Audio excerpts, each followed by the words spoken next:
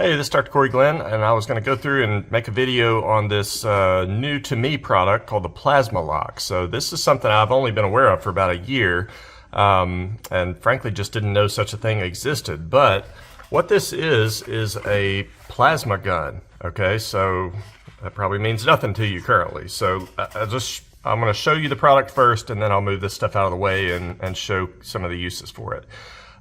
What this is primarily used for is two things, is treating surfaces that you're going to do bonding onto. So for example, if I was going to apply gingival composite to this 3D printed hybrid, or stains especially, a lot of times what you'll notice when you apply the stains is they just want to bead up and they don't want to flow correctly over the surface. And treating it with this is going to drastically improve the wettability of that surface. And then the other reason you would use this is it has multiple tips. So this is the tip for non-conductive materials, things like a printed hybrid or PMMA denture. You can do this on PMMA, resin, any of those things. But then you've also got a conductive tip, and this you use on metals.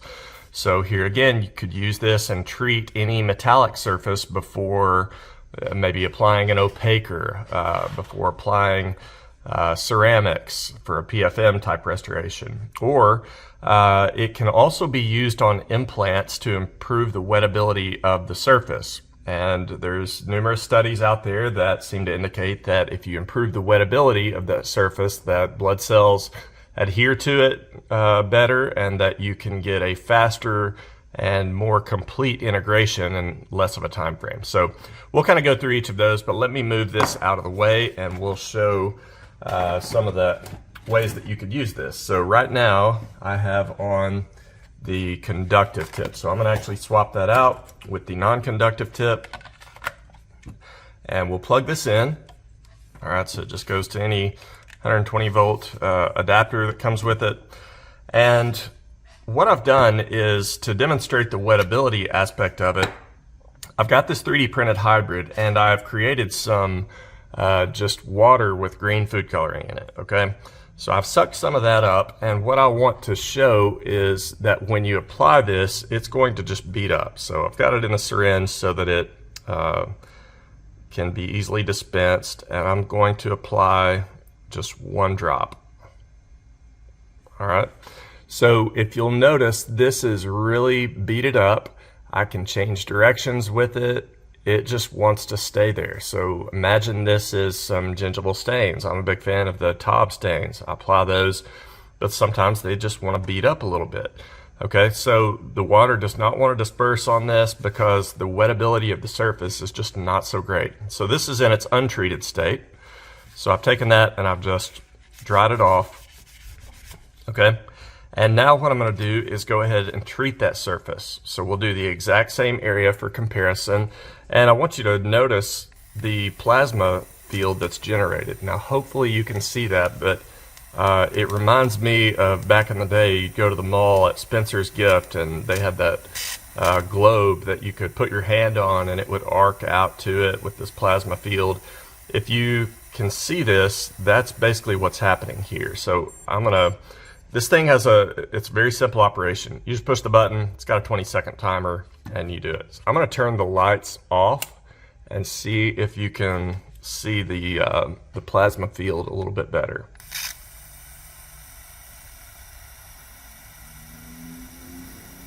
So I can't really tell, since I'm doing this right now, if it's showing up on the video or not, but you should be seeing these little purple arcs that are being created between the tip of the unit. So with this, you just get, 3 or 4 millimeters away from the surface, and I would probably spend about, 10 seconds per tooth. I don't have a really definitive timeline. It seems to happen pretty quickly either way, but let's just to put a number on it, let's say we do 10 seconds per tooth area.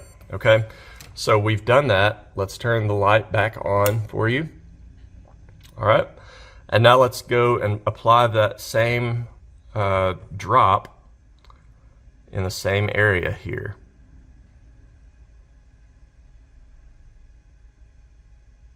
And did you see the difference there?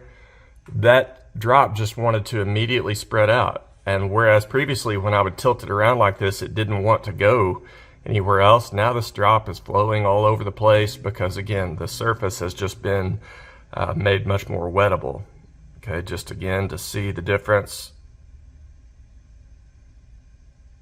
All right, it just spreads itself out.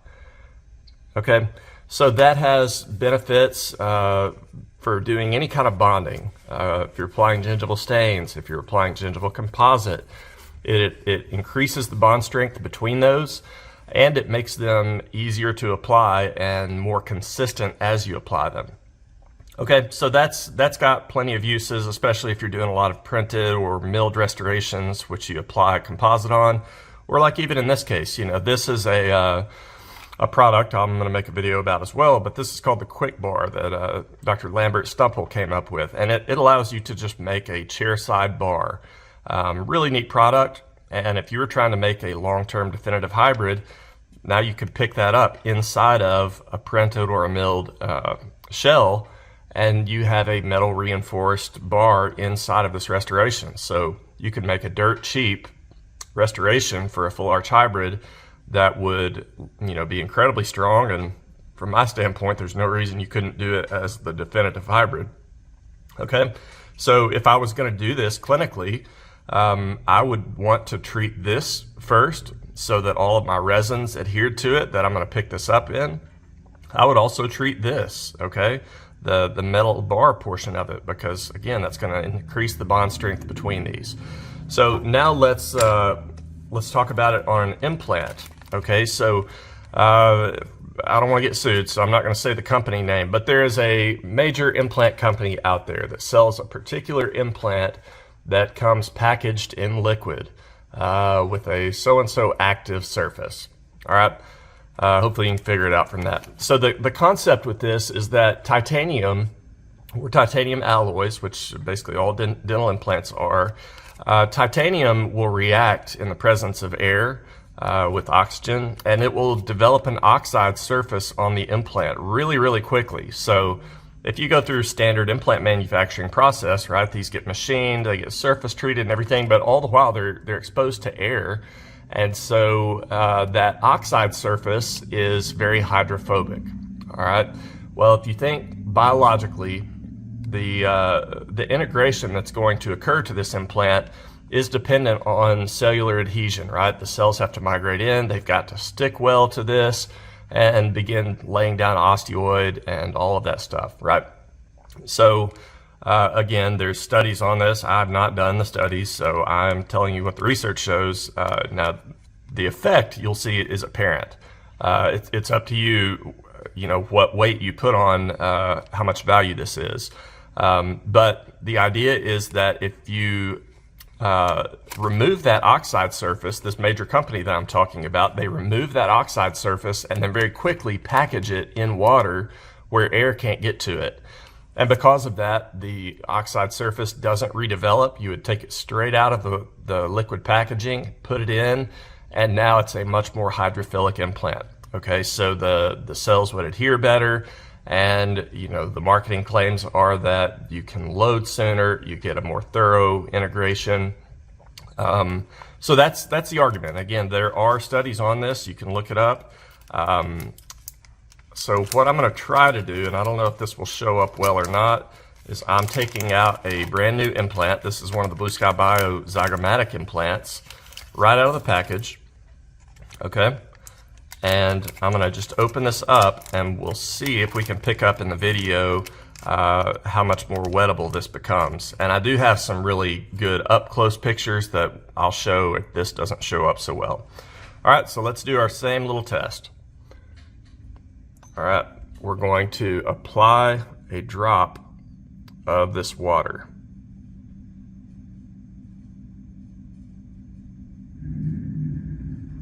All right, look at how much that beads up. It does not want to disperse whatsoever around this implant. And so the argument goes that this is going to, you know, cause the integration to be slower, and, you know, all the things that come with that from a healing perspective. All right, so let's just get that off. And now I'm going to swap out with the conductive tip.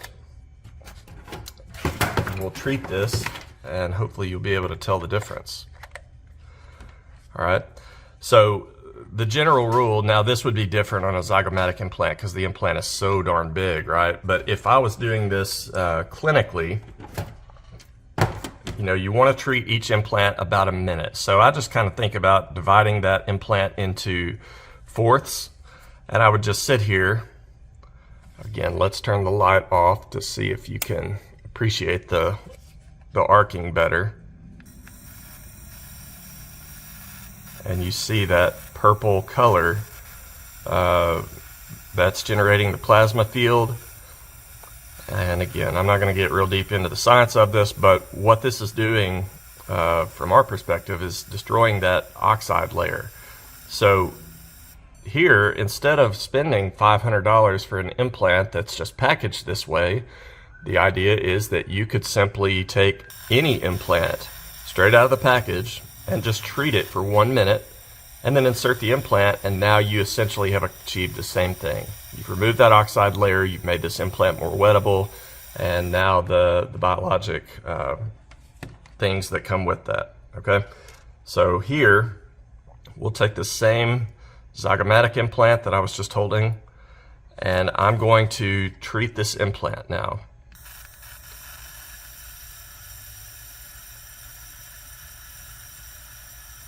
So you can see the timer counting down, hopefully.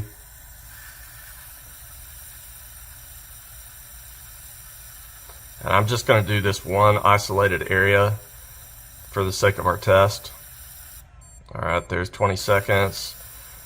I've rotated it just a little bit.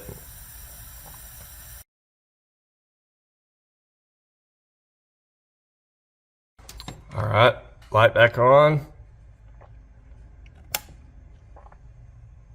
And let's now apply that same little drop of food coloring water right here on the implant where I did previously. So I'm using this syringe because it makes it much easier to get a consistent droplet size. Okay, do you see the difference there? This thing is just running all over the place. It's, again, it's clearly more wettable, and that could only have come from the plasma generator. So the treatment of this implant now has made it much more wettable. And again, studies show that that is going to have implications from a standpoint of healing. If I do down here where I have not treated that yet, let's apply a drop.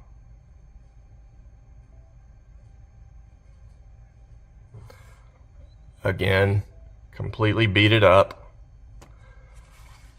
Now I'm going to do the exact same thing one more time, right here at the transition between the roughened surface and the smooth surface. So you don't really want to be doing this, you know, with bare hands, clearly, if you're about to place this implant, because you're introducing other problems. But for sake of this test, I'm not gloved up. This is not going to like shock you or anything like that. You don't have to worry about you know, overheating your hand or anything like that. I wouldn't be trying to apply it directly to my fingers, but again, I'm not terribly concerned about it either. And one more time.